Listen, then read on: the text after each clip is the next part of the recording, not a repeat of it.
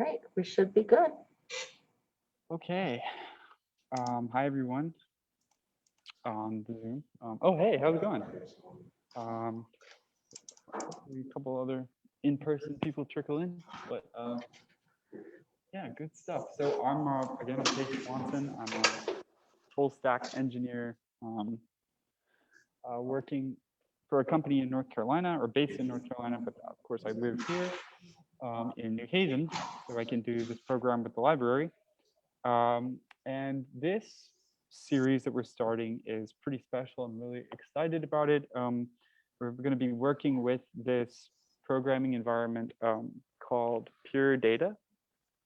Yeah, Pure Data is really cool. It's a pretty exciting platform for working on stuff. Oh, could I have a screen sharing?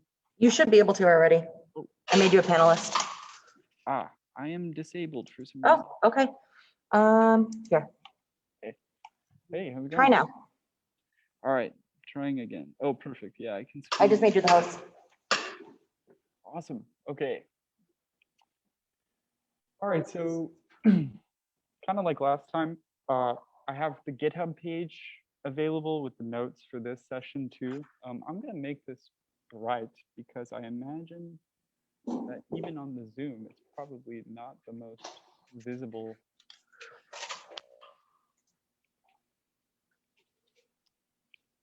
for people to see. How do I do that? Let's see, maybe settings? Ah, yes. Default light. Ah, that's a lot better. Okay. All right, so hopefully everyone on the Zoom and here can see this much better. So if you go to GitHub again and do GitHub/Page Swanson for the people in the Zoom, I will post a link. Get stuff out of here. All right, so I'll just put a link to this, but if you go to my GitHub/Page Swanson, and then this is the URL you want to hit. So it's going to be called PD Instrument Course. Again, I'll paste in the chat. Go. And if you go into sessions, and then instrument 1, these are going to be the notes that we're working with today. Okay, so yeah, okay, great. So to start with, there's a couple requirements for working in this graphical environment that we're going to be using. The program or the software we're using is called Pure Data, which we're going to learn a little more about. But there's there's actually multiple outstanding versions of the software. But one is for desktop, which is like the base version, and we could use the desktop version. It's free software accessible to anyone, but they actually recently found this pretty awesome web version of it. So that means it's very easy for everyone to get to. So I'm going to be using that. We'll try it out, and like maybe if it has some problems, next time we'll do the desktop version. But I think it works pretty well for me. Okay, so if you use this link here, if you're looking on your own, you can click that. I have it pulled up here. So this person, I think they work at Google or something like that. They basically took all of the code that runs for this programming software environment, and they put it into the browser, which is like really cool. Like it's a cool project when people do things like that. So it's really great.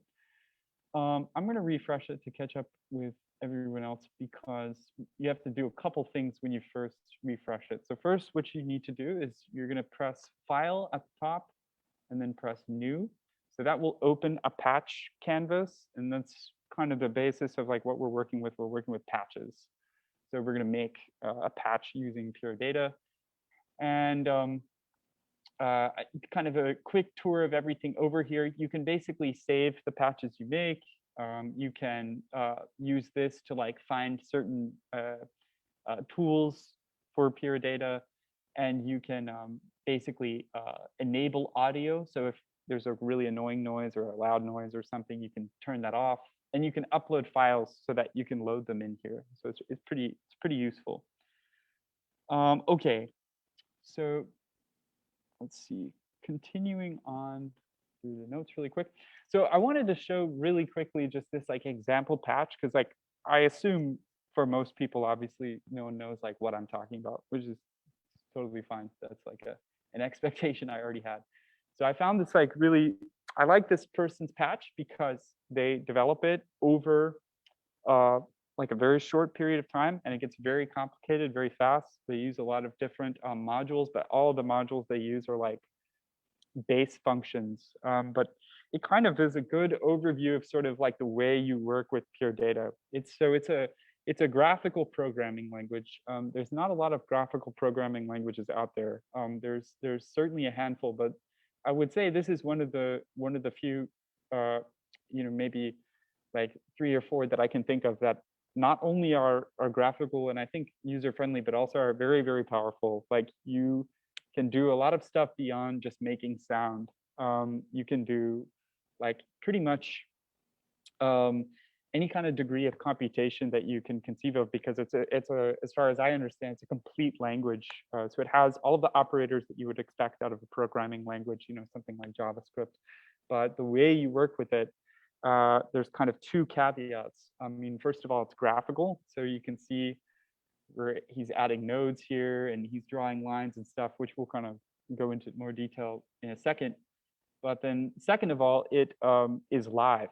So the live part is kind of, I think, the weirdest part to kind of wrap your head around when you first get started with it. But the gist is that as this person's coding right now, oh, can you hear this audio? I don't know. Oh, maybe I have to unplug really quick. Yeah, there we go. So you should be able to hear something now. So it's not very loud because he's not doing anything super exciting yet. But basically, this patch, what he's been coding, is actually running right now as he's editing it.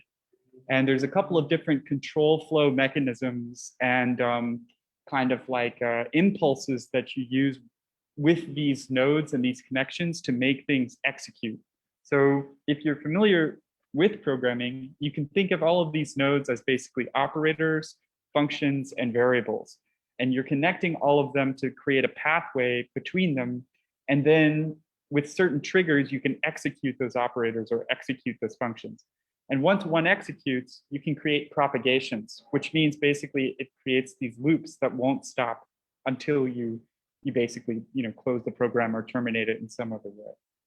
So if we skip ahead, you can start to hear some like kind of more complex sounds happening.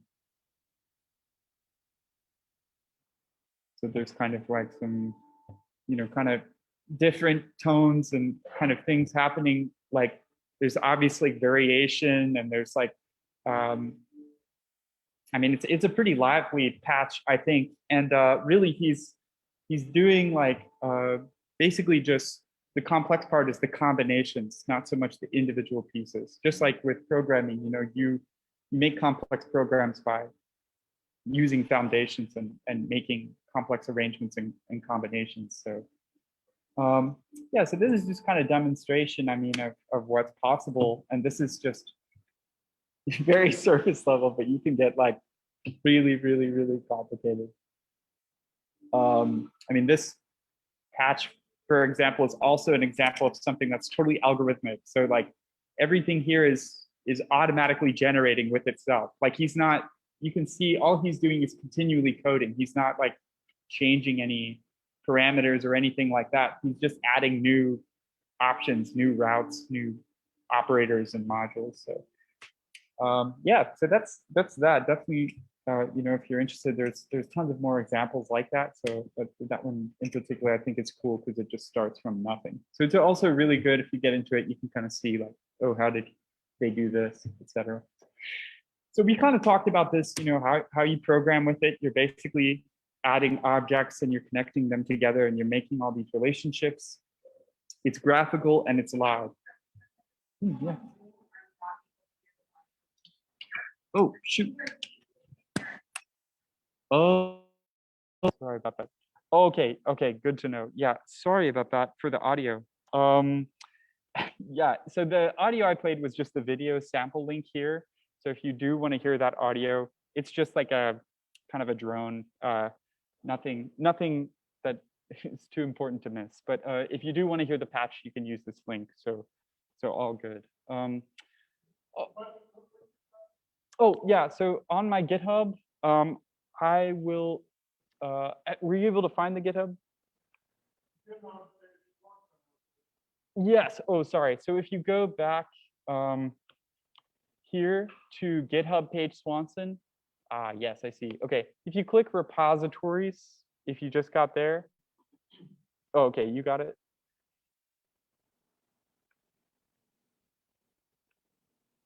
And then go to repositories at the top, and one should be called PD instrument course.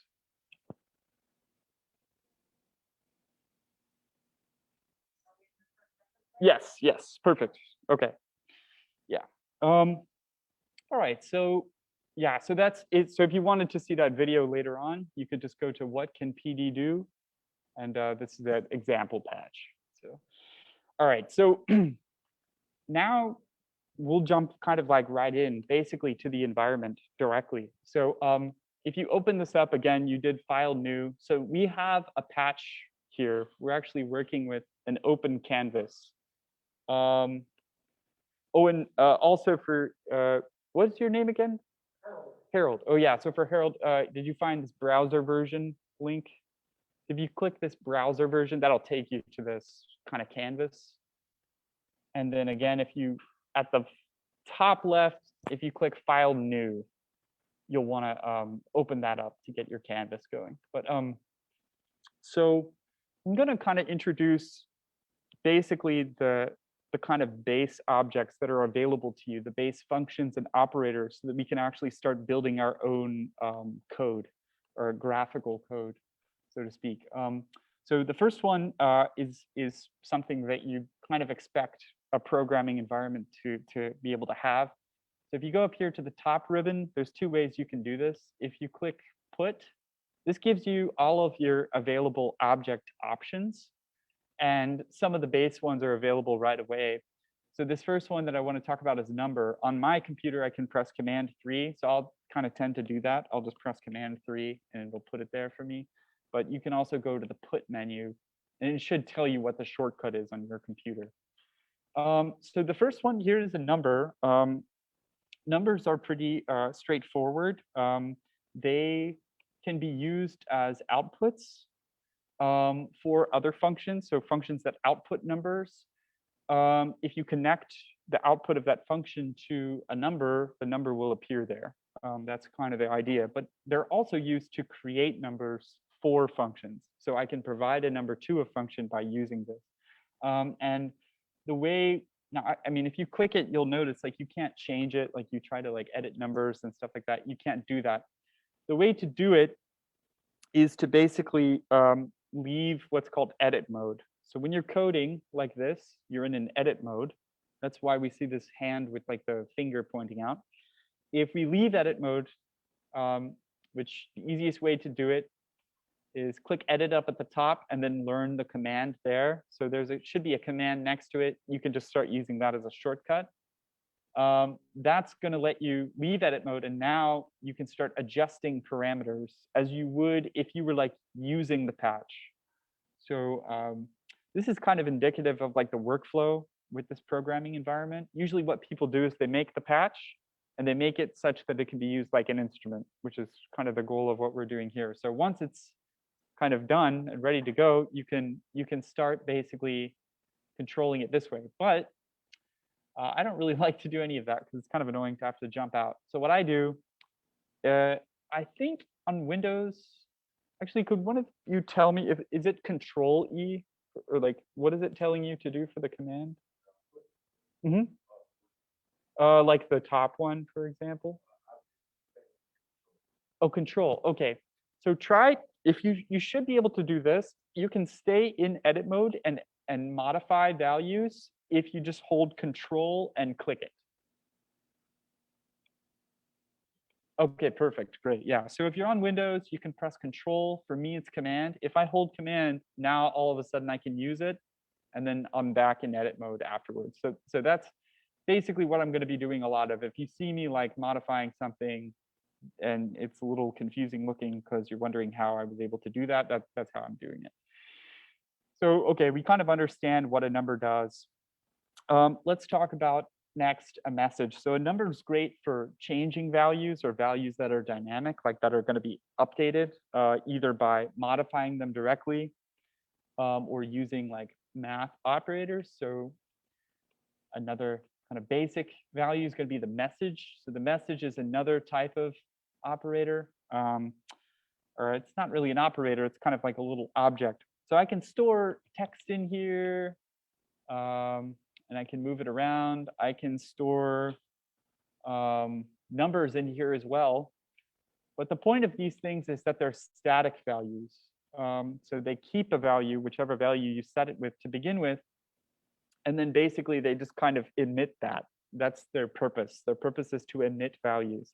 They can also parse and interpret incoming values if you add like basically what are called arguments to the box. So like I could keep going here and I could say 3, 3. And if you're familiar with programming, this would make like a list. So this message is now a list of numbers. But we won't get into that in particular today, but they're very flexible is kind of the gist. Okay, so I'll leave this one as a 3, and I'm going to delete this one. The way you delete objects is you drag around them and you just press backspace. So that should delete the object for you. Okay, so now we have these kind of basic objects. We have number, we have message. So now what we want to do is to start actually executing things. So nothing really has been executing so far because we don't have any operations. So if I go back up to put here, and I'm going to grab this first one, which is an object. So an object, when you prompt it, it's basically just going to look like this empty box. It has nothing in it. It's not super helpful on its own.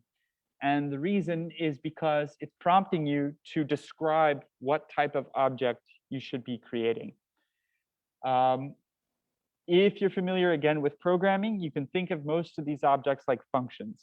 So basically what this is like a blank function definition. And what it wants you to do is tell it what kind of function to use for this object.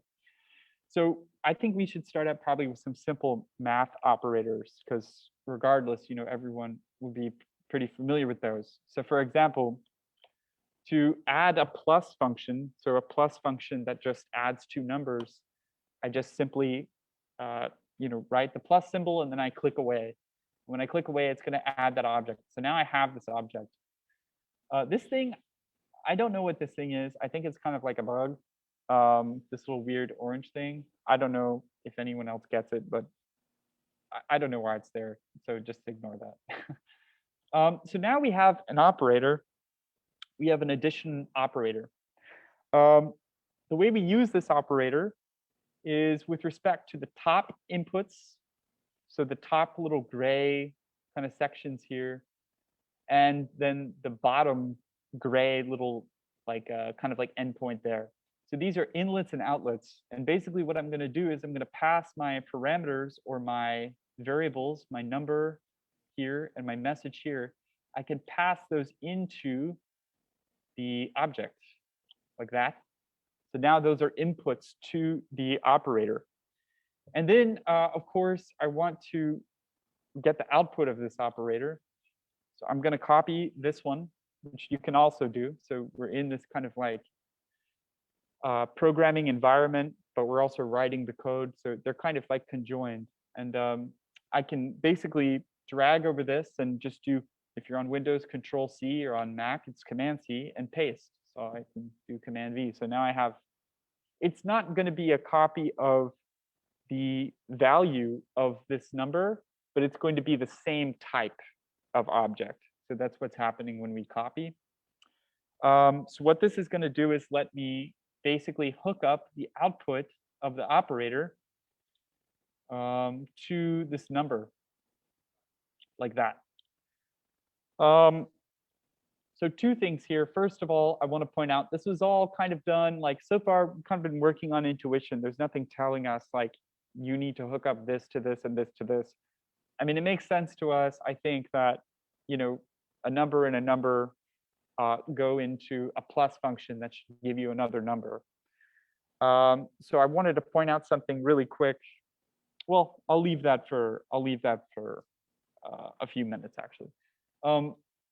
So the next part about this is, you know, we've connected our two items. So we've connected this number and this message to the operator. So how do I get it to execute? So like, obviously, you know, it still says 0 here, and we know that 3 plus 31 is not 0. So in order for this to execute, this is kind of where what I was talking about with program flow and pure data being live, that's where this kind of comes in. So in order for this to execute, I'm going to actually press and hold my command key again, or if you're on Windows, it's going to be control. And I'm going to click this. When I click this, what happens is it creates what's called a bang. And basically, it triggers this operation to occur. And I just noticed something kind of weird. It's not adding this number. I don't know why. I think it's because, oh, I know why. Yeah, okay, that's another thing I'll have to explain. But let's explain it right now. So you notice that if I connect all of these together, like nothing happens by default. Like it doesn't, you know, it doesn't automatically sum the numbers as soon as I connect items. And that's because pure data expects you to send impulses or triggers to indicate that something should execute. I think the original idea behind this design was that it allows you to edit live so that if you make a connection, it doesn't immediately interrupt what you're doing. It doesn't immediately change things. You decide when the change actually happens, but you can set up everything around it. So this is really nice because basically if I wanted to, for example, change this number, I can do that. And this result is not going to change yet. Like it's not going to happen, not until I execute on this in particular. And now the sum has updated. We'll get into a little more detail on the way this is working after we look at a couple more objects, but that's kind of the gist. Usually it's the left-hand side inlet that's going to dictate whether something executes. So I connect things to both the left and right-hand side, depending on the operator, plus obviously, you know, takes two parameters, you know, one number plus another number. And the left-hand side, I can change all day and it won't execute. The right-hand side, I can change all day. It won't update.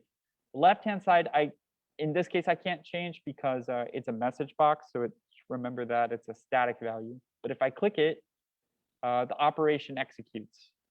So that's just kind of something to keep in mind. And you kind of get used to it as you continue working through pure data, and it becomes kind of a convenient, it comes kind of something pretty convenient as far as workflow goes.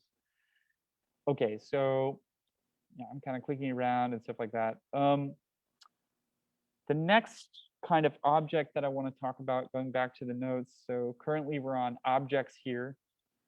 The next one that I want to talk about, that I want to hit on, is what's called a bang.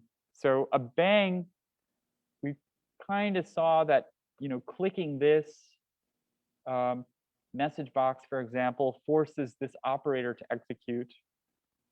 So what I'm about to describe, some other objects kind of have the same property, but the bang exclusively only does this. So if I go into the put menu again and I click bang, I can get one of these. And it's basically just a big button. I mean, it just looks like a button. What this does is it basically sends an impulse throughout the pathway that you have connected thus far.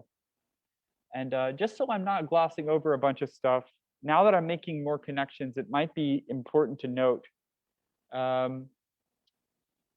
the flow of data and information with PD, with these connections. Everything is going to flow with respect to inlets and outlets, like up and down, as we see here. So inputs are always on the top of objects. So anything on the top, you expect it's coming in. And anything on the bottom, it's going out. So most patches you'll ever see are going to kind of flow from top to bottom. I mean, of course, I can draw a line like, whoops. I can draw a connection like however I want. I can point it in any direction. But you know, I'm still gonna, if I want this to connect to something else, I have to connect it to the top. But I don't want this connection, so I'm going to delete it. And to delete connections, you just click the line and it kind of highlights, and then you press backspace. Same way there. So this bang, so I've made it really big. You can drag it and change the size of it. What this bang is going to do is the same thing that we demonstrated with this message. So when I click the message, it's basically sending its value to the subsequent object. So in this case, the subsequent object is plus. What bang does is just sends the impulse, but no particular value. It basically tells the subsequent objects like execute, like do your job, like whatever your job happens to be. So if I click the bang and I change one of these numbers, for example, I get the same effect as I did in just clicking the message.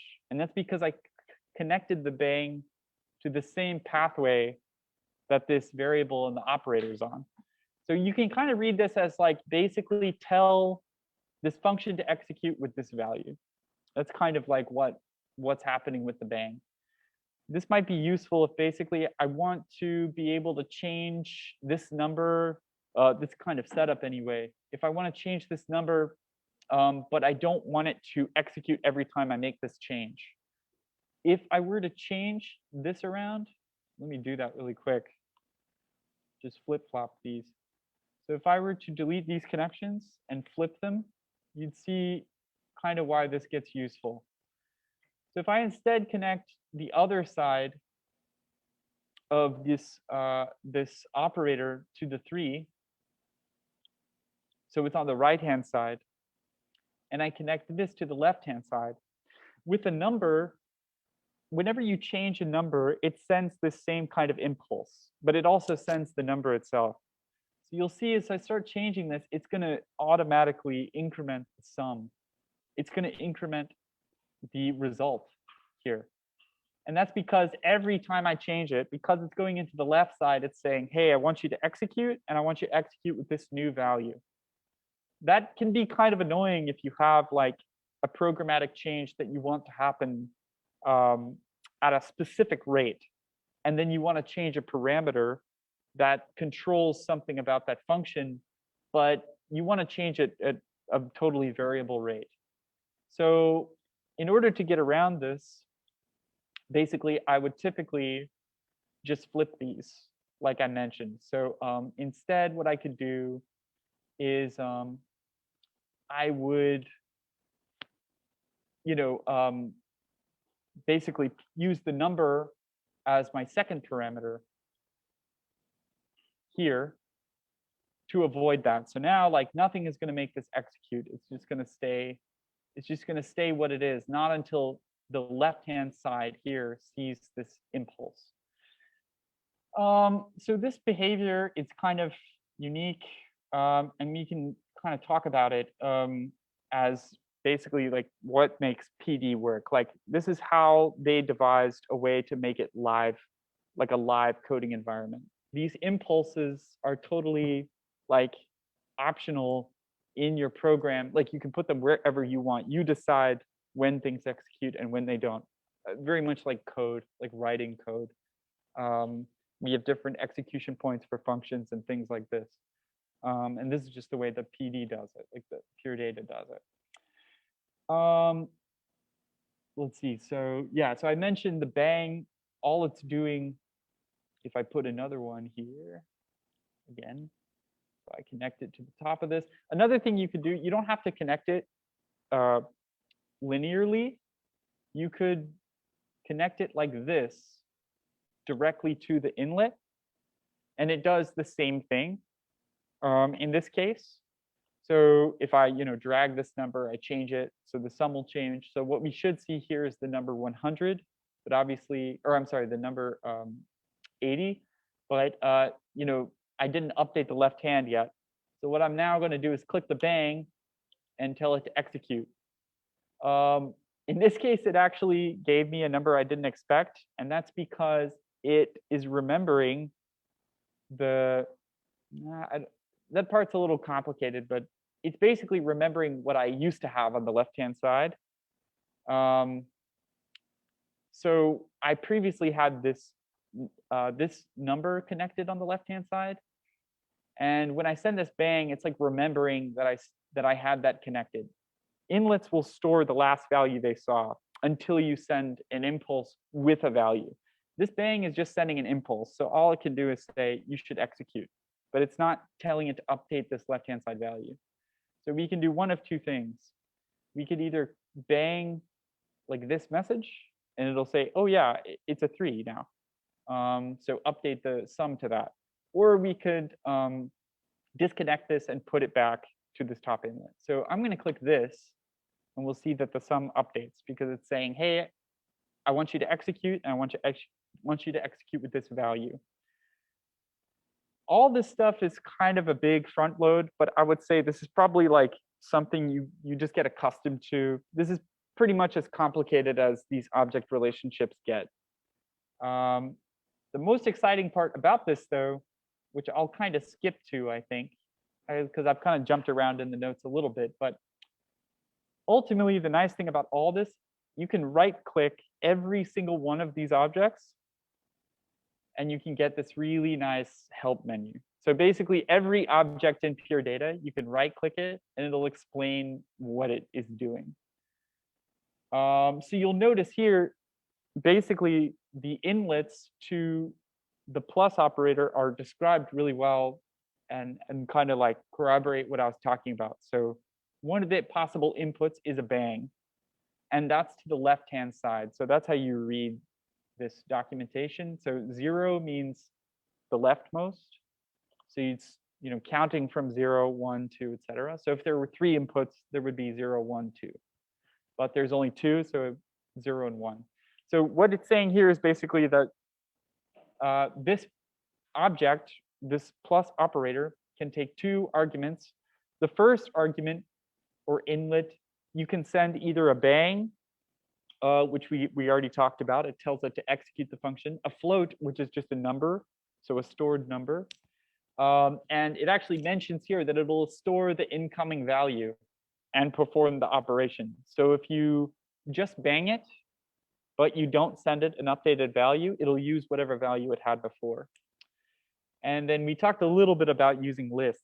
So you can actually send a list of values, and it will basically compute that operation for each item in the list. But we won't get too much into that.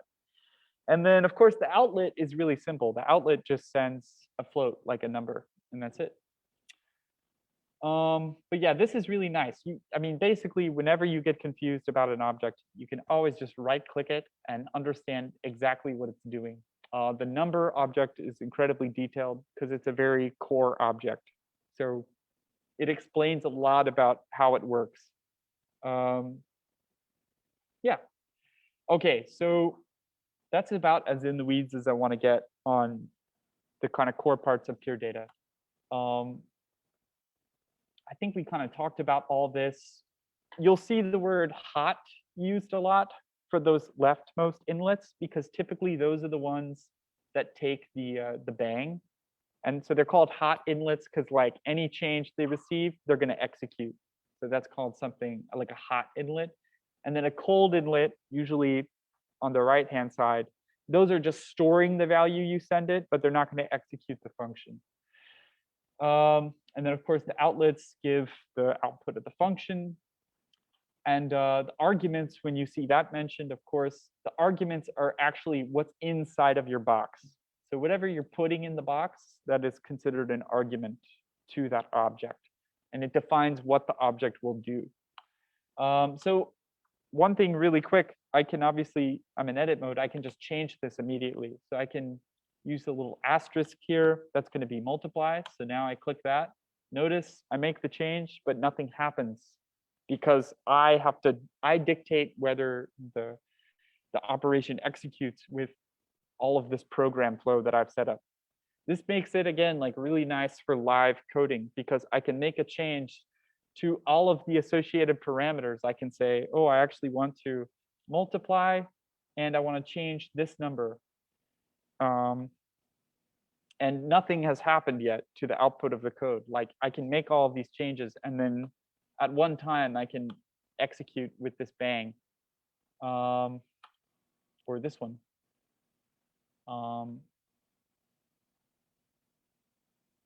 So yeah, I can continue doing changes like this. One thing I want to mention, notice here in the help menu for this operation, yeah, if it says here there's an argument, so whenever there's an argument, like we just mentioned, that's what goes into the box. So an argument would go into the box after you've defined like the main function. So this part would be the main function, and like you typically see in a programming programming language like JavaScript or C++ or something like this, arguments go inside parentheses after the name of the function. So you'd say like, add or subtract is the name of your function. Then in parentheses, you'd say what you want to add or subtract. In this case, we'd add our arguments with a space. So here we can say space and 2. And now, oh, did I get kicked out? Oh, it just didn't like my edit. So I'm going to put a 2 here. So now this is updated to be times 2. So what this is doing is overriding the right-hand input and just saying, I don't care what you send me in the right-hand side to begin with. I'm going to use 2 until you send a bang to this inlet. And actually, I don't even think you need to send a bang. You can just send an updated value.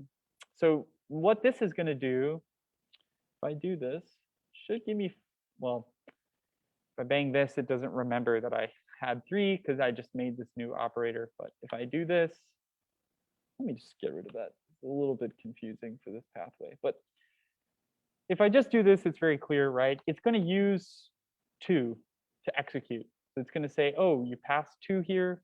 I'm going to use that. It's not going to use 134 because I haven't stored that change yet. So what I'd have to do is basically click the number. Well, I think I actually have to modify the number. So if I modify it, for numbers, you do, I think, yeah, you do have to modify them.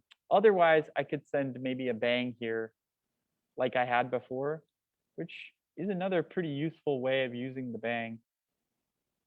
So if I update this again, let's make it 3 this time.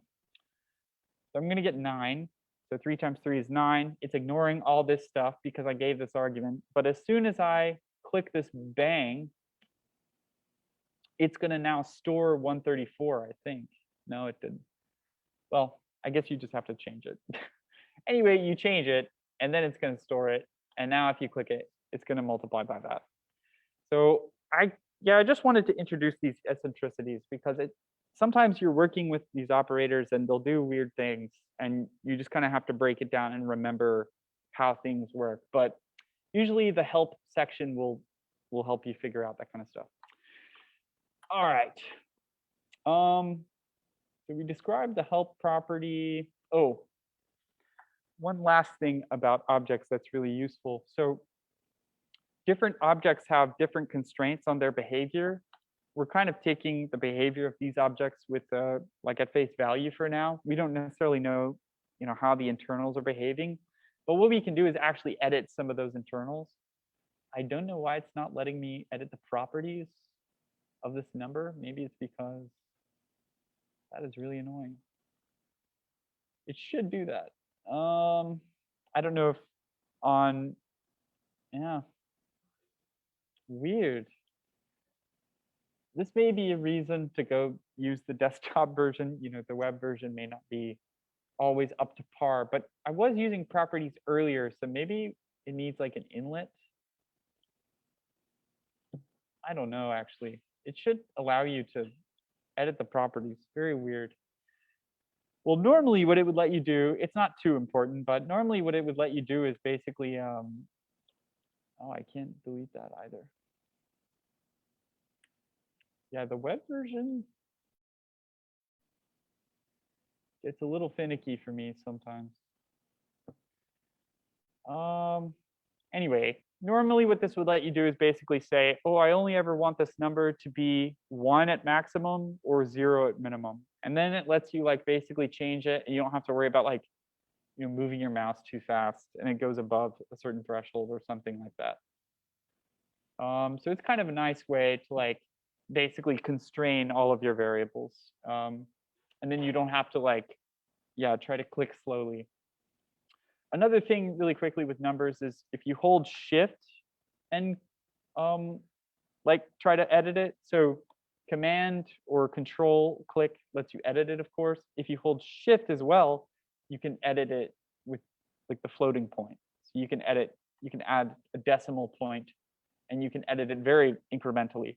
So that's really nice if you want really precise values. All right. So we talked about edit mode already and how to control things. So I think with that, let's make a patch. Okay, so we're going to try to produce a patch that makes sound and thus a very, very basic instrument. So this is going to be one of the most basic instruments that you can create in PD, and it's often probably, I would say it's probably the most common one you'll see whenever people are like trying to start a new thing. They'll usually make this patch offhand. So I'm going to delete all this stuff because we don't really need it anymore. If I could delete it. God. Oh, yeah, geez. Yeah, I think next time we'll go to the desktop mode. It doesn't have as many little issues. Sometimes, though, you have audio issues with the desktop mode, so it's kind of a trade-off. But once you get it set up on desktop, it's fine. You don't have to mess with it again, so it might be better to do that. But if you go here to edit after you drag, you can click cut. So that can help you out. But anyway, so first thing I'm going to do, I'm going to add an object. And if we go back to the notes, you can kind of follow along and see the type of object I'm about to add. So what I'm going to add is an oscillator. An oscillator, if I were to describe it, is basically a function in pure data in particular, but this concept isn't specific to pure data. Oscillators are, you know, a very useful thing, generally speaking. An oscillator, generally when described, is basically something that produces a moving value. In electronics, an oscillator produces a voltage or a moving, you know, sort of a moving peak. And the idea is that with oscillators, they can have a precise rate control. So you can change the rate at which that value moves. And usually, in a lot of cases, I'm trying to be as sort of general as possible, most oscillators are going to be periodic. So a periodic oscillator or periodic function is a function with a moving value that returns to a given point for a certain input. So obviously from, you know, if you remember like middle school kind of like algebra and stuff like that, mathematics, you learned about sine and cosine. These are, you can kind of think of them as oscillators if you imagine that sine function kind of moving through the complete shape of the wave. So I actually think, you know, Wikipedia has a really good sine wave diagram. Yeah, it does. Yes. So an oscillator is basically a sine function, but moving over time, usually. So like literally actually like doing this sort of. So it's going to be moving constantly. That's what an oscillator is going to give to us. So if I just took sine of like, you know, x equals 12, then I would get a certain y value between 0 and 1. But if I do that repeatedly over time, then I get this wave. And that's what we want, because that's how we're going to produce sound. We're going to use a wave, and we're going to move that value so quickly that it's going to produce audio. Like we're going to be able to kind of hear it in a way. Okay, so that's what we're doing. So that's the first object we're going to use, and it's called OSC. So just OSC. And then what we're going to do is add a little symbol after that, the tilde. So the tilde indicates that we're working with audio and pure data. So if you ever see the tilde come up, that means you're working with audio. If you remove the tilde, it just becomes the function, like kind of like the functions we were using before. Those are specifically for data. So those functions are not, man, why does this look so weird?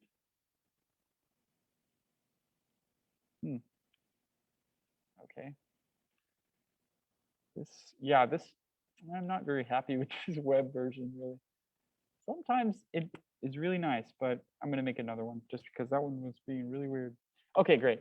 So we have this os, and it's going to allow us to produce.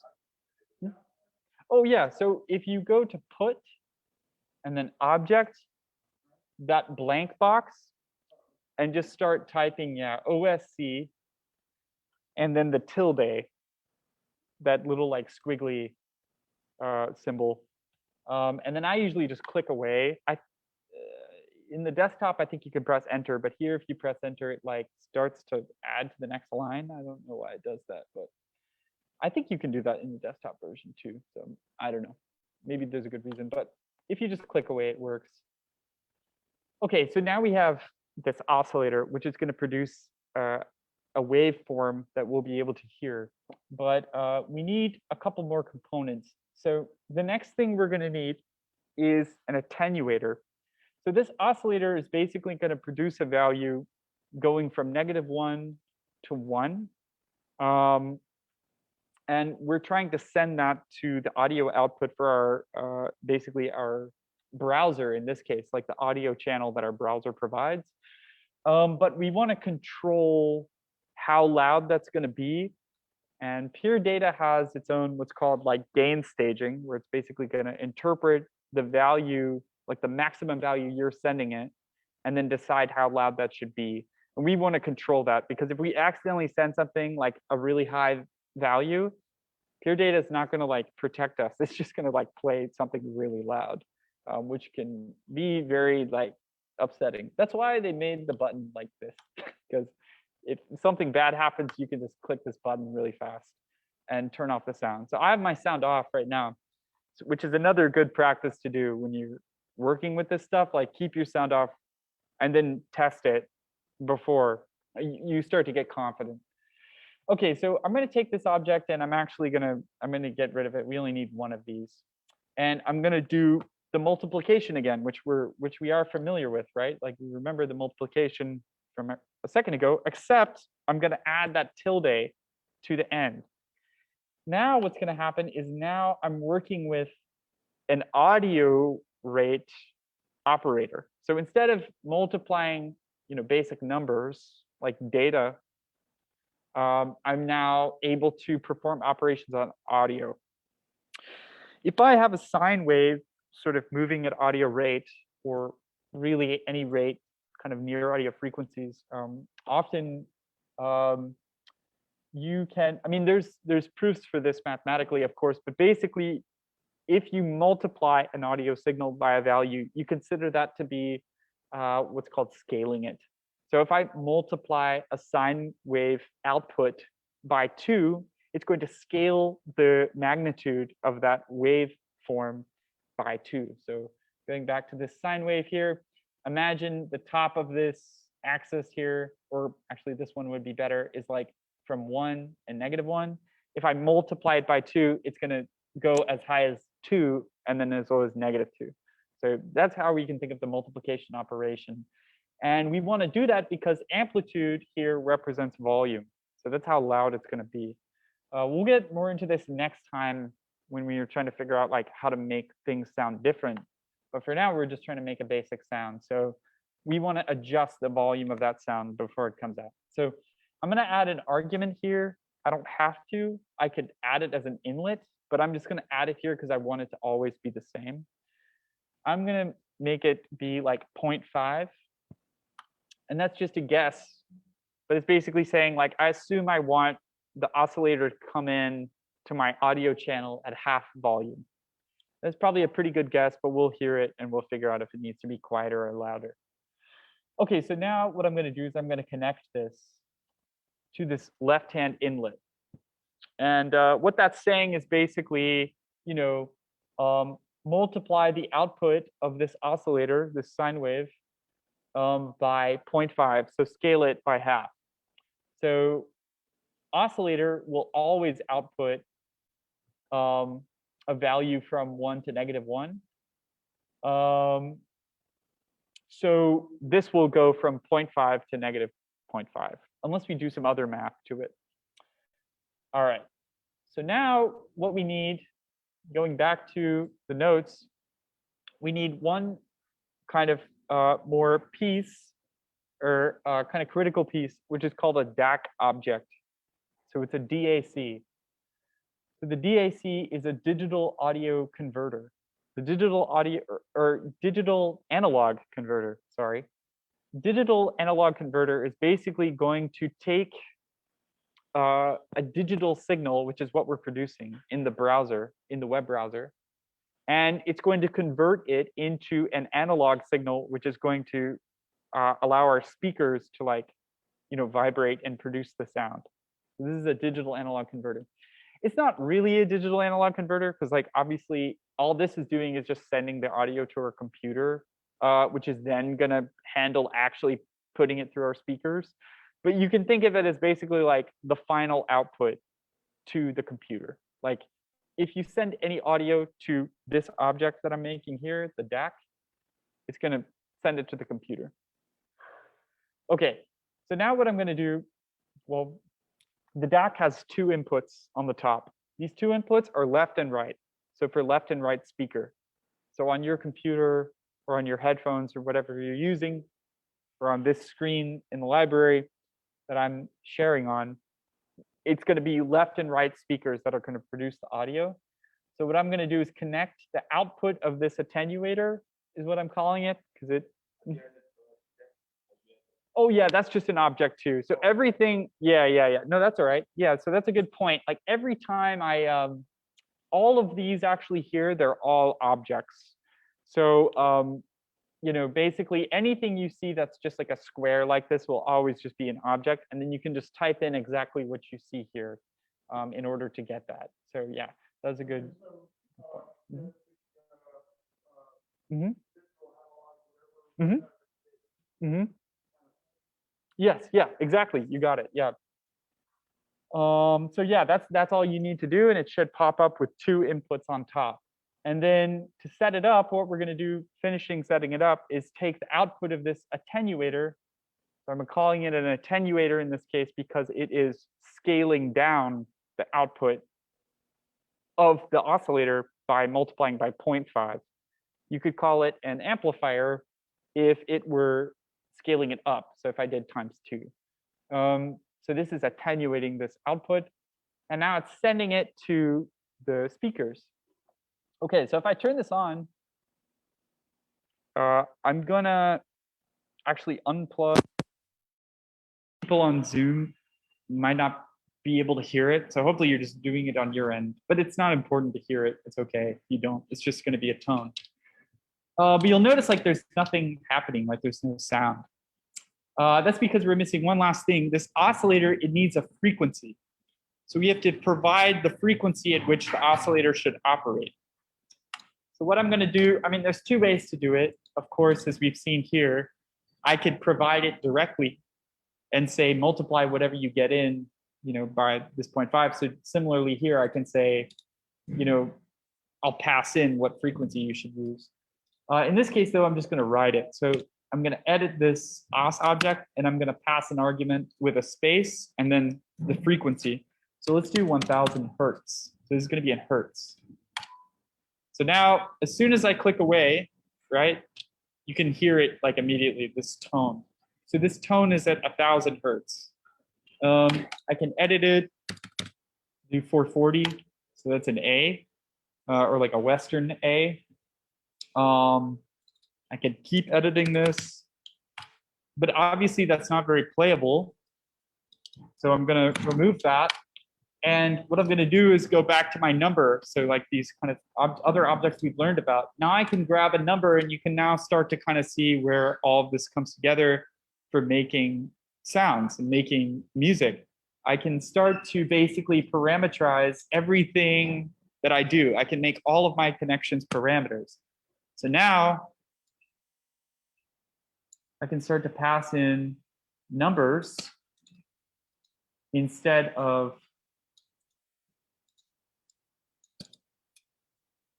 just putting it as an argument here. Aren't you working there? Oh, I think I still have to pass in something to begin with.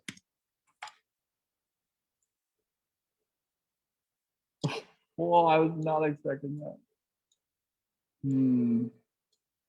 Okay, this is when you go to the help screen.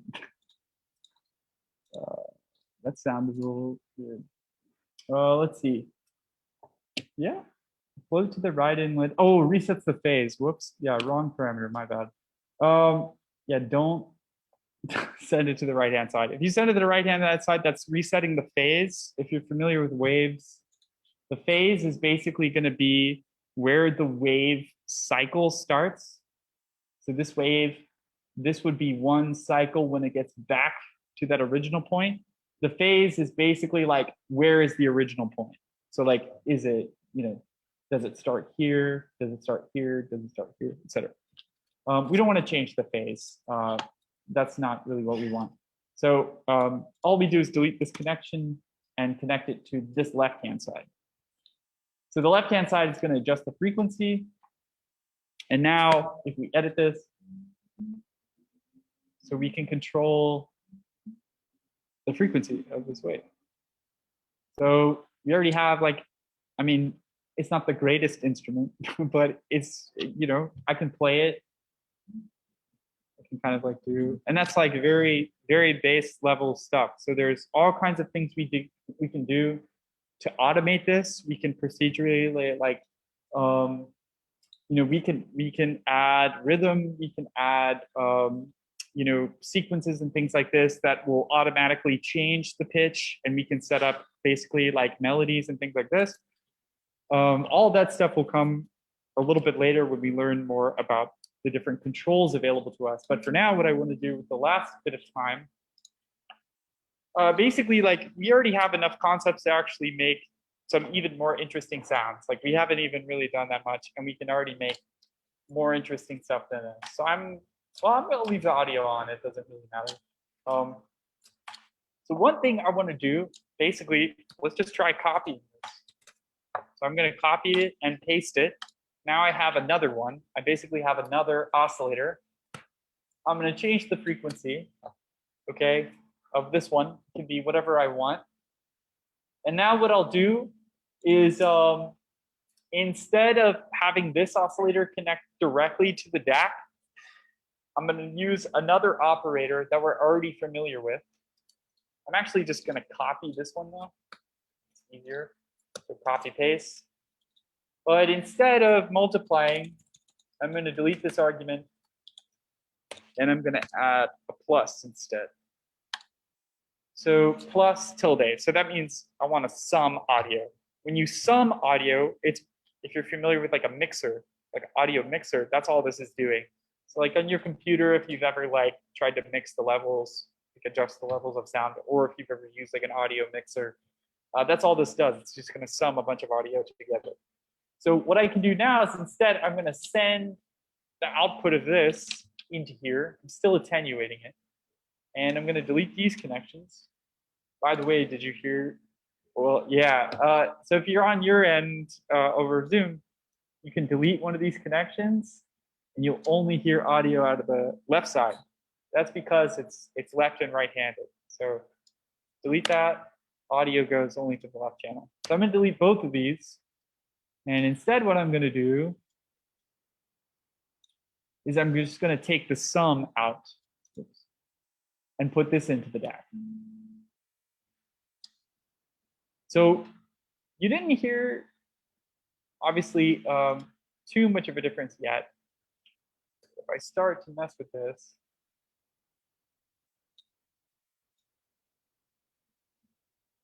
You can hear this kind of like beating. That's like a property of sinusoids, what they'd be called, or sine waves or oscillators, operating at different frequencies. They begin to interact with each other, and you hear new timbres and tones, like sound quality. So we can do this basically as much as we want. Like there's no end. You can basically copy and paste it again. And you can, another nice thing that I didn't really cover, you can see here like, oh, well, we already have 2 audio signals going into this operator. We can only take 2. You can pass in as many as you want. It'll just operate on the list. So if I take this here, if you don't care about order of operations, though, like some operators that may not make sense. But for plus, obviously, if I tell you to plus 3 things or plus 4 things, it doesn't, there's no precedence. So if I connect this, now this one will get added. So we have a pretty complex, what would be called like a waveform at this point, which we'll also get to, I think, next week. Next week, I want to introduce how we can like see what we're outputting. So Pure Data will let us graph basically the waves that we're producing, which is very nice because you can then basically figure out exactly what you're doing as you do it to a waveform. One kind of final cool thing I want to mention is, of course, these all have inputs. These operators, the multiplication. So if I copy a number here, but see, that's very annoying because it requires the property. Yeah, this doesn't really work if you don't have the properties because you can make things really sad very quickly. But if I Command Shift click this very carefully, you hear that change if you're in person, and hopefully if you're on your computer on the Zoom, you're doing this yourself. You can hear I'm basically slowly attenuating and amplifying this particular sine wave. So I can change the content of the signal by just changing the contributions of the individual waveforms that are mixed together. So if I take one sine wave out, the quality of the sound changes. So that's what I'm doing here. I'm basically making it this multiplication by 0. So if you imagine the sine wave again, if I multiply this by like a number approaching 0, it just becomes a really, really tiny wave, very little amplitude. From here, you could do, I mean, this instrument alone is like very, very, very robust. Like I've seen a couple of people kind of mess with stuff very similar to this. This method of synthesis, it's a method of what you'd call synthesis. So we're basically synthesizing audio content. We're not like using something like samples, which you can also do in Pure Data. You can make a sampler, you can play back audio. But what we're doing is audio synthesis. So we're making new audio using digital signal processing, or DSP. And this kind of synthesis is called additive synthesis. So the additive synthesis technique is basically what we just did. We added a bunch of audio signals together to change the way it sounds. So instead of like taking stuff away, if you want to change how something sounds, you add more stuff in. And thankfully we have this attenuator, because otherwise this would sound way louder. But it's kind of cool because what this is doing is digitally clipping. So basically the audio channel on the computer won't let it get any louder. So when I go up like this, it's like changing the waveform such that it just clips out. So if you've ever heard like clipping on your iPhone or something like that, or your phone, and you're like listening to a video and it clips, that's what's happening. It's digitally clipping. Like your speaker isn't clipping. The audio channel on your phone is actually preventing it from exceeding a certain threshold. So even this alone is like changing the quality of the sound, as you can hear. But that's because I forgot to. Oh, thanks. Oh, perfect. Well, we are at time, so I'll let them finish.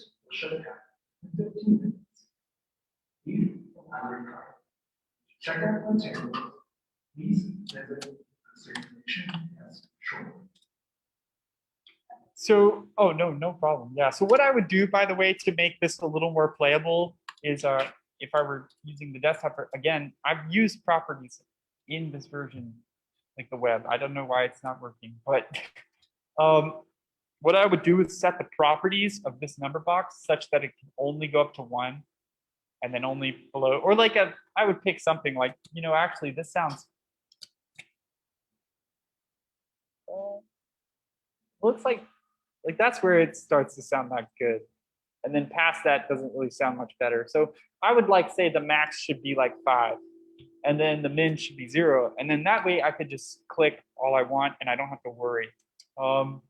Yeah, so this is additive synthesis. We're adding new things to change the sound. The kind of contrasting form of synthesis is called subtractive synthesis, which I think we'll do maybe not next time, but the time after that, depending on what we look at. But that is basically focused on making a single oscillator and then chipping away at it using what are called filters. So that's kind of the basis of that. Obviously we can kind of play this instrument now. We can kind of move these parameters. Again, it's a pretty boring instrument as is, but it actually makes a lot of sound, which is pretty cool.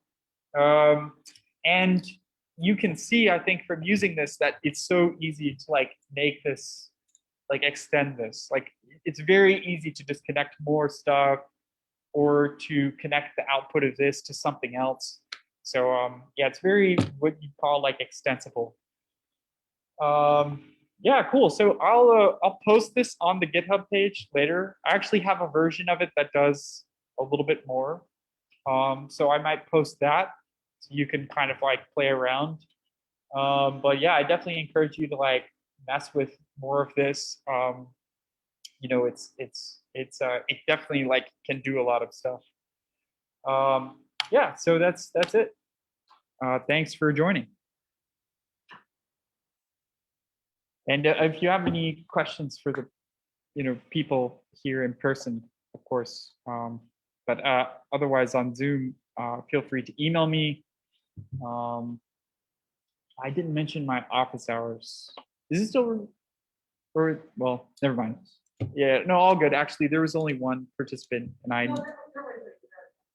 Oh, really? Oh, that's great. Oh, cool. Well, dang it. Yeah, I try to remember my office hours, but anyway, yeah. So I will leave the Zoom. Thanks for joining. Thank you everyone for joining us. Oh, I forgot you were on. That's all right. Okay. Thanks to everyone for joining us. We will see you next week at 6:30. And I hope you had a good day. Have a good night. If you have any questions, feel free to send us an email. All right, bye-bye. Yeah, no problem.